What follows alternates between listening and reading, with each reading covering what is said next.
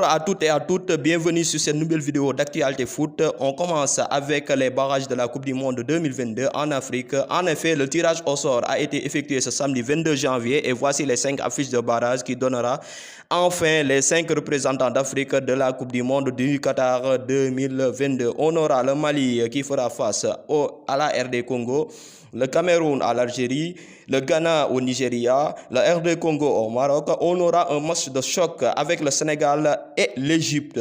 Les équipes tirées au sort valideront le ticket pour le Qatar lors d'une double confrontation qui aura lieu au mois de mars. On passe à notre deuxième actu du jour en Afrique avec le match qui opposera le Cameroun aux Comores, alors que les Comoriens et le Cameroun ce lundi à 20h en huitième de finale de la CAN 2021. 12 cas positifs viennent d'être annoncés dans les rangs des collectantes. Outre le coach Amir Abdou, les gardiens de but Noah Ousseini et Ali Ahmada pourront pas affronter les Lions indomptables étant donné que Salim Ben Boïda est blessé. Les Comores n'ont pour l'instant aucun portier à aligner contre le Cameroun. On passe à notre troisième actu du jour en Allemagne où le PSG, le Barça, le Real Madrid courtisent toujours le crack norvégien. En effet, dans les petits papiers des plus grands clubs d'Europe, au mercato, Erling Haaland pourrait effacer une tête de la liste. L'annonce s'est répandu comme un traîné de poudre hier soir en Argentine où le journal Olé fait savoir que Man City avait bouclé le dossier.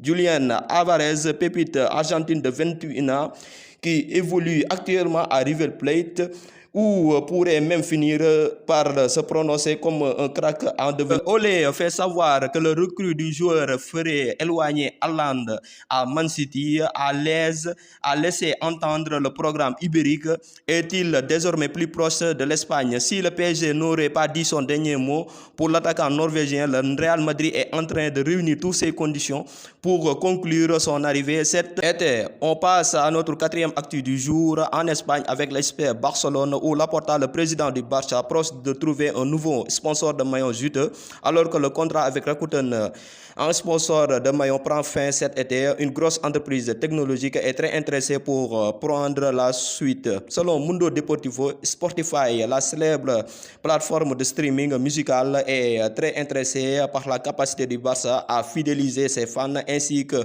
par les données du club sur les millions de fans qui peuvent aider la marque à se développer.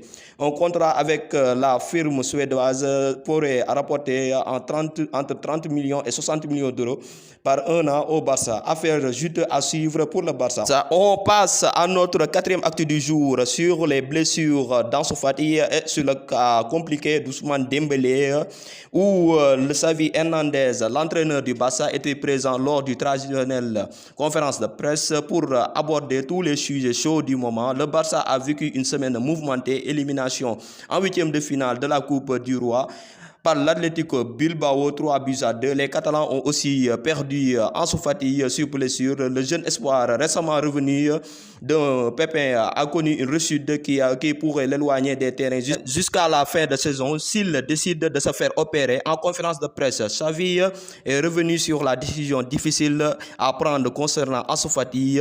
Xavi est aussi revenu sur le cas Dembélé qui est récemment sorti de son silence concernant les rumeurs autour de sa prolongation de contrat.